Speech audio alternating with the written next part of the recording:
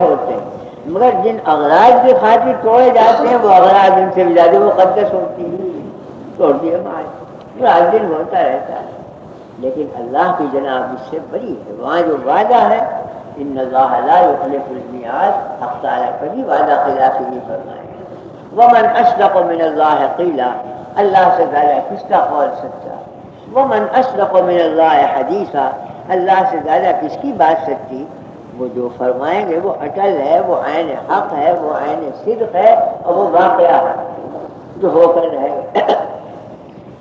اس لیے فکر پر وعدہ دیا ہے تو جد و جہد فکری ہو تب بھی ثمرہ یقینی، جد و جہد عملی ہو فکر صحیح کے بعد تب بھی ثمرہ اس کا یقینی۔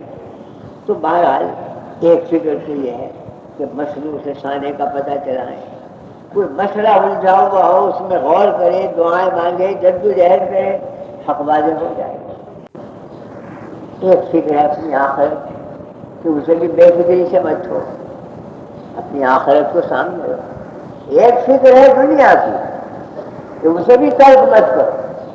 جب تک آدمی دنیا میں ہے تو اسلام میں رہبانیت تو ہے نہیں کہ دنیا چھوڑ چھاڑ کے بیٹھ جاؤ جنگلوں میں جا کے، بلکہ حدیث میں قرآن کریم میں تو فرما دیا گیا ہے کہ وَلَا تَنْسَ نَصِيبَكَ مِنَ الدُّنْيَا وَأَحْسِنْ كَمَا أَحْسَنَ اللَّهُ إِلَيْكَ وَلَا تَبْغِ الْفَسَادَ فِي الْأَرْضِ۔ دیکھو اپنے دنیاوی حصے کو بھولو مت، اسے ضرور حاصل کرو، لیکن جس طرح اللہ نے تمہیں وہ دنیاوی حصہ دیا، تم پر احسان کیا، تم مخلوق خدا پر احسان کرو اور حصے کو پہنچاؤ حق بحقدار حصے رسل، تو اللہ تمہیں دے گا۔ تم خدا در تو پاشد تو بر خلق پاش، خدا تم پر برسائے گا جو تم مخلوق پر برساؤ۔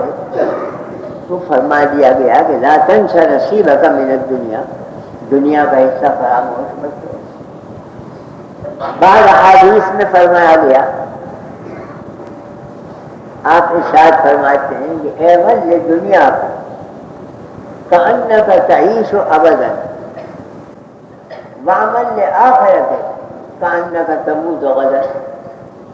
دنیا کے لیے عمل کرو تو یوں سمجھو کہ ابد الآباد تک مجھے دنیا میں رہنا ہے، پختگی سے عمل کرو، اور آخرت کے لیے عمل کرو تو یوں سمجھو کہ ایک دن کے بعد ختم ہو جانا ہے۔ تو یہاں فکر قائم رہے گی تاکہ اعلیٰ درجے کا خشوع اور خضوع، جب یہ سمجھ کے آدمی عمل کرے گا کہ کل کو تو میں رہوں گا نہیں، لہذا جتنا کرنا ہو کر لوں، وہ ایک سجدہ بھی کرے گا تو سارا فکر اندر متوجہ ہو جائے گا، انتہائی خشوع اور خضوع ہوگا۔ تو اور دنیا کے بارے میں فرمایا کہ یوں سمجھ کے عمل کرو گا تم ابد الآباد تک رہو، یعنی استمرار ہونا چاہیے تمہاری صحیح میں، یہ نہیں ہے کہ ختم کر دو، تم ہو، تمہاری اولادیں ہیں، تمہارے ابنا ہیں، پوتے ہیں، کے لیے بھی فکر کرو۔ تو بہرحال دنیا کا حصہ بھی فراموش نہ کرو، آخرت کو بھی فراموش نہ کرو۔ صاحب نے کہا بڑی اچھی بات کہی ہے، کہتا ہے کہ فکر دنیا کنو اندیشہ عقبہ مگزار، دنیا کی فکر کر مگر آخرت کا خطرہ فراموش مت کر۔ فکر دنیا کنو اندیشہ عقبہ مگزار، اور تاب عقبہ نہ رسی دامن دنیا مگزار، جب تک آخرت میں نہ پہنچ جاؤ دنیا کے دامن کو ترک مت کرو۔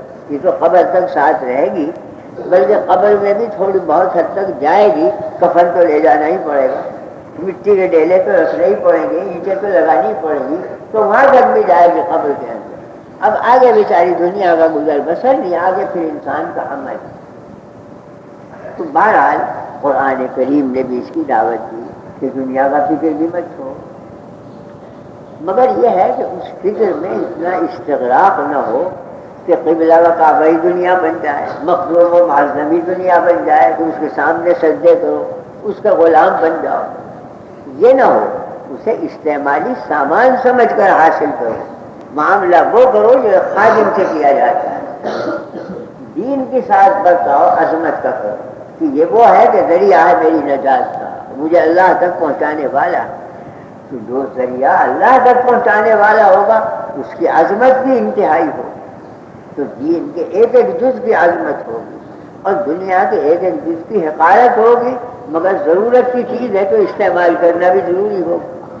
تو وہاں فکر یہ رہنا چاہیے کہ اس کی خصت اور دنا دل سے نہ نکلے.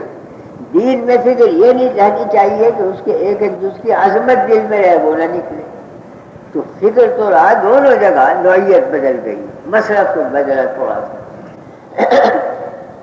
دنیا کے بارے میں تو فرمایا گیا کہ لو تزن عند اللہ الدنیا جناح بعوضۃ لما سقى بها کافر او کما قال، کہ اگر اللہ کے نزدیک ساری دنیا کی قیمت بچھر کی ٹانگ کی برابر بھی ہوتی تو کافر کو کبھی دنیا نہ دی جاتی، اس لیے کہ وہ نامقبول ہے. تو مقبول چیز نامقبول کو نہیں دی جاتی، مگر اسے زیادہ دی جاتی ہے. جیسے وہ نامقبول ویسے یہ نامقبول. مومن کو کم دی جاتی ہے اس لیے کہ یہ مقبول ہے، اسے مقبول چیز زیادہ دی جاتی ہے. اور دنیا میں وہ دی جاتی ہے جو حلال ہو اور مقبول. وہ عبد صالح ہونے کی علامت ہے کہ حلال کی کمائی اسے میسر ہے، لقمہ حلال اس کے پاس ہے. اور اسی پر مدار ہے دین. اگر لقمہ صحیح نہیں، عبادات ریاضات اثر نہیں دکھلائیں گی. اور لقمہ صحیح ہے اور حلال غذا سے گوشت بن رہا ہے تو اعمال بھی اس سے صحیح سرگرم ہوں گے. بہرحال فکر دونوں کی بتلائی. تو دنیا میں ایک فکر تو یہ ہے کہ اسے دیکھ کر بنانے والے کا پتہ چلا. ایک فکر یہ ہے کہ اس کو قائم رکھو استعمالی سامان سمجھ کر اسے اختیار کرو. ایک فکر یہ ہے کہ اس کے اندر سے اپنی آخرت نکالو. اس لیے کہ لوگوں کے ذہن میں تصور یہ ہوتا ہے کہ آخرت تو عرش کے قریب رکھی ہوئی اور دنیا یہ نیچے پڑی ہوئی. یہ غلط. اس دنیا ہی میں آپ کی آخرت چھپی ہوئی ہے. اسی میں سے نکالیں گے آپ آخرت، نہیں سے بنے گی آخرت. یہ تھوڑا ہی کہ آخرت کوئی عالم الگ رکھا ہوا ہے، اسی دنیا میں سے بن جائے. اسی کے عمل سے، اسی کے کھانے میں، پینے میں، سونے میں، جاگنے میں آپ کی آخرت نکل رہی. جنت بھی نکل رہی ہے اسی سے، جہنم بھی نکل رہی ہے. حدیث میں ہے کہ اگر یتیم کے سر پر کسی نے شفقت سے ہاتھ رکھا تو جتنے بال ہتھیلی کے نیچے آئیں گے اتنی نیکیاں لکھتی جائیں گی. یہ نیکیاں ہی تو آخرت ہے. تو اگر یتیم اور اس کا سر نہ ہو، ہاتھ نہ رکھتے تو بنتی کیسے آخرت؟ اسی دنیا میں سے نکلی آخرت. حدیث میں ہے کہ اگر کوئی شخص بسم اللہ سے شروع کرے کھانا اور الحمدللہ کثیرہ پر ختم کرے تو غفر لہ ما تقدم من ذنبہ، پچھلے گناہ بخش دیے جاتے ہیں. تو گناہ کا بخشا جانا یہی تو آخرت ہے. اور کب بخشے گئے کہ کھانا کھایا گئے تو کھانے ہی میں سے تو نکلی آخرت. اگر دسترخوان نہ بچتا اور آپ نہ کھاتے اور بسم اللہ اور الحمدللہ نہ کہتے تو کہاں سے بن جاتی آخرت؟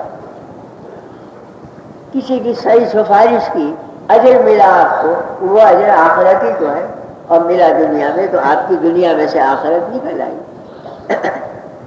جتنے اعمال شریعت نے بتلائے کہ سوتے وقت یہ کرو، جاگتے وقت یہ کرو، چلتے ہوئے یہ کرو، گھر سے باہر نکلو تو یہ پڑھو، داخل ہو تو یہ پڑھو، وہ آخرت ہی تو بن رہی ہے دنیا سے. تو یہ تصور غلط ہے کہ آخرت کوئی عالم الگ رکھا ہوا ہے اور دنیا کا عالم نیچے ہے. اس دنیا ہی میں سے آپ کی آخرت نکل رہی ہے، نکالنی پڑے گی آپ. اس دنیا میں سے آدمی جہنم بھی نکال لیتا ہے، جنت بھی نکال لیتا. اگر فرما برداری کی یہ قانون ہے اور اس کے مطابق استعمال کیا دنیا جنت بنانی شروع کر دی. اور اگر نافرمانی کی اور نمک حرامی سے دنیا کو استعمال کیا، اسی دنیا میں سے جہنم نکالنی شروع کر دی. جنت بھی یہیں سے بنتی ہے جہنم. تو بہرحال ایک فکر تو یہ ہے کہ اس پوری دنیا کو سامنے رکھ کر بنانے والے کا پتہ چلا. دوسرا فکر یہ ہے کہ اس کو قائم رکھو تاکہ آئندہ نسلیں تک چلیں اور ان کی اپنی نسلوں تک بھی یہ چیز پہنچے. یہ بھی گوائن دین ہے ایسا کرنا. جیسا کہ احادیث سے معلوم ہوتا ہے کہ جب کوئی میت ہو جاتی ہے تو ہر انسان کے دل میں ایک حسرت اور قلق تو ہوتا ہی ہے، مگر ساتھ میں ساری دنیا کی زندگی ٹھنڈی پڑ جاتی ہے کہ بھئی انجام یہ چھوڑی جھگڑے. تو بے وقتی دنیا کی، بے رغبتی دنیا سے بیٹھتی.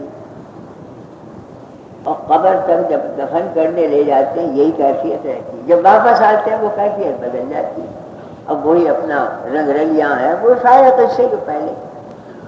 تو ایک تو انسان کی بات نہیں، من جانب اللہ بھی یہی مطلوب. حدیث میں ہے کہ قبر پر